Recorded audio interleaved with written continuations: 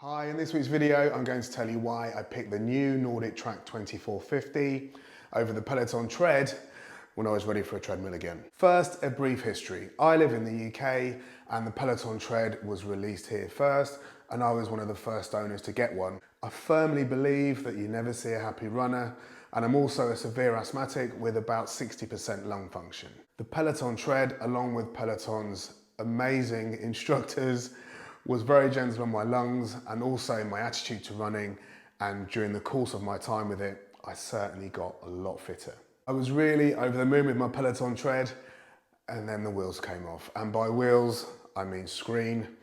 There was reports coming out after a couple of weeks of people owning them of the screens just falling off the Peloton Treads and sometimes hitting the treadmill belt while people were running on them. And a bit like any car I've ever really owned that's broken down on me, I didn't trust it after that, and I decided that I would take them up on their offer to come and collect the Tread and give me a full refund. So needless to say, Peloton have since fixed this issue. If you buy a Peloton Tread today, I expect it won't happen to you. But when I was ready for a Tread again, here's the 10 reasons I picked this in 2022, moving into 2023, instead of a Peloton Tread. Number 9 is my favorite, and I think it might be yours, but let's start with number 1, which is value. So I paid $2,750 for this treadmill, which I think is very good value for the features I'm about to talk to you about. And I also bought the annual membership subscription directly from ifit for $250, which is half the price of a Peloton All Access membership. When I bought my Peloton Tread, it was $2,250, and I genuinely thought it was worth every single penny that I paid for it. But when I looked at the price today, in the UK it's $3,345, and in the US it's $3,500. And that is exactly 50% more than what I paid for it last year. I know things have gone up, but I just think it's just massively overpriced right now. And that doesn't take into account the extra $500 a year for the subscription. And as I've already mentioned, it was twice as much of what I paid for the annual subscription here. Now, the reason I'm showing you the workouts on here and not on here is because if I show them on here, the belt goes round, which makes a noise. Next, and don't laugh at my little legs, is that it's easier on the body. What you see before you is vintage 1974, and my body shape is much more designed for picking things up and putting them down for no reason than it is for running. I don't know the difference between mesomorph, ectomorph, and there's another one, isn't there? But my body shape is very much breakfast cereal. To add to that, my calves and my hamstrings are not the most relaxed parts of my body, and the running belt on this, the new 2450, is exceptionally good for those of us who aren't gifted with the ability to run on hard surfaces. Next is the folding deck. So when I designed this gym, it was meant to have one piece of equipment this side, this area here for yoga and strength training, and then this area here for another piece of fitness equipment. But one of the best things about the Tread is that when it's not in use, it can easily be stored upright, giving us all this space back in the gym area. In fact, when folded, it actually comes into the room less than the bike does. This leads me into screen wobble. So you can see here that the screen is attached to this part, which is attached to the arms, which go all the way down to the base. So rather than the screen being attached to the bed of the treadmill, having it attached to the arms and straight to the floor means at higher speeds you get a lot less screen wobble. Yes, I'm running and I'm not doing 2 takes. If the screen is wobbling, you'll be able to see it. I certainly can't see it. It looks completely stable to me. Running and talking is quite difficult for me. If you haven't liked this video already, then everyone says this, don't they? Please hit the like button. And if you're not a subscriber, please subscribe. And if you're thinking about buying a NordicTrack treadmill, either this one or one of their other ones, then please use the link in the description. Not only will it take you to the best price on the NordicTrack website, it also helps support the channel. So thanks very much. Next, we move on to belt size. So I've just got this running at 1 mile an hour.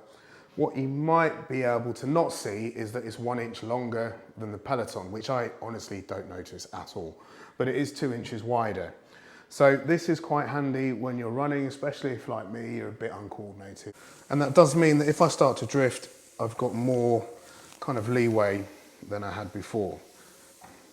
Next is these outdoor workouts. This particular run is in the Grand Canyon, which is, it's quite inspiring when you're running to have such fantastic scenery around. And don't get me wrong, the Peloton workouts are absolutely fantastic, but the vast majority of them are filmed in a studio. And where Peloton noticeably excel in their studio-based treadmill running, when it comes to the outdoor workouts, which are by far my favorite, because there is just so much more to look at, then ifit are just out there. I don't know any fitness platform that has better outdoor workouts, outdoor fitness workouts than ifit. Okay, so I know what this looks like. A minimalist has taken an iPad and a steering wheel into an IKEA. But my point is that this car doesn't have any buttons. As you can see, the only buttons, like the Peloton Tread, are these two here. You've got two scroll wheels and then you've got a button on there as well. But as much as I love minimalism and the way the Peloton Tread looks, buttons can be helpful. So if the voice commands, which like any voice assistant aren't the best, don't work, let me show you what I need to do in here to open the glove box. Step 1 is to press this down here, and step 2 is to press this to open the glove box. Not the most convenient thing in the world, especially when you're driving. Or more relevant to this video, running. So as you can see, there's lots of options here for just tapping on something to get the machine to do something while you're actually using it without having to worry about just clicking on the exact right part of a screen. I hardly have to touch those buttons because of the auto speed and incline adjustment that this machine has. Where the Peloton Tread can go from flat to +12, the NordicTrack 2450 can go from -3 all the way up to +15. And you can really feel this incline when you're hiking or running at +15, as well as a different set of muscles being used when you're at -3. And although the Peloton Tread now has auto adjust for incline, what this has is auto adjust for incline and decline, as well as it will follow the coach. So in this run, for instance, we're walking, so the coach has set the speed at 1.9 miles an hour. And you've just heard it go down slightly because she's going slightly downhill. And then if she goes uphill, it will go uphill. And when she starts hiking a bit faster in this workout, the speed will auto adjust on the treadmill. So it's making the adjustments for speed as well as incline and decline. Now you can switch this off or you can just have it following the workout as the workout is. Or for instance, if I'm doing an intermediate run, I will set this up. You just adjust the speed to sit below what the instructor's doing. So I'm always trailing the instructor. So when the instructor's doing 4 miles an hour, I might be doing 3. Conversely, if I want to go faster, I'll add a bit of speed and it will carry that through the rest of the workout for me. But if, like me, you're worried about the treadmill actually running away with you when you're working out, you don't have to because of this. The treadmill also has this feature, which is active heart rate training. Now, this is the range that the instructor would like me to be in. Because I'm standing still, I'm here. So this is actually going faster than I would normally run. I'm not a very quick runner. But as soon as I start running, my heart rate generally gets into this zone. And then this speed here is reduced to keep me in the correct training zone. And then because the machine has my data, it has all my heart rate training zones here.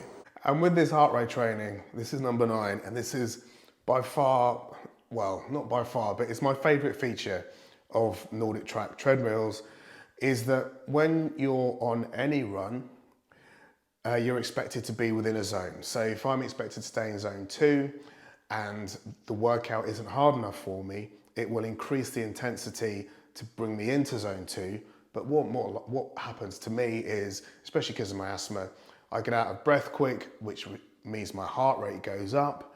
The machine notices that and it brings the actual speed down. And if, for instance, today I feel great, I might be on a light run with this. The same workout next week, if my asthma's not so good or I'm not feeling as fit and my heart rate's higher, that light run might be a fast walk. So this training, the way that it looks at your heart rate or measures your heart rate and adjusts the workout to suit you.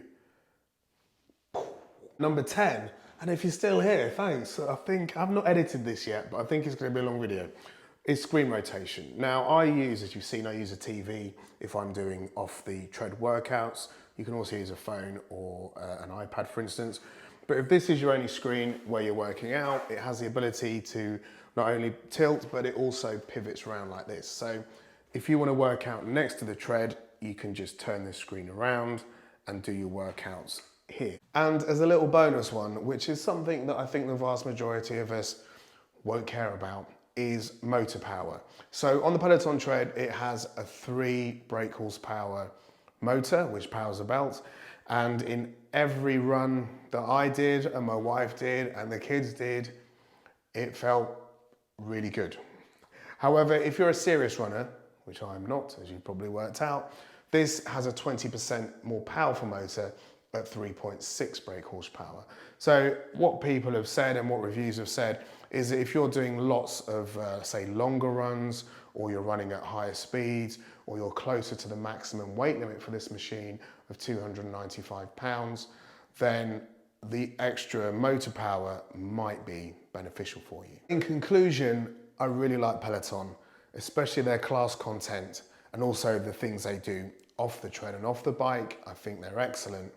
However, with this tread coming on the market, the new 2450, when it was time for me to get a treadmill again, comparing the two, this just seemed to be so much better value, especially because not only is it cheaper to buy, the subscription is half the price I managed to get it for, as I've mentioned. And the functionality, there's just more things on it, as you've seen in this video. So for the rest of 2022 and 2023, this is my treadmill. I'm really very pleased with it. And I hope I've explained the reasons why I picked this over the Peloton Tread.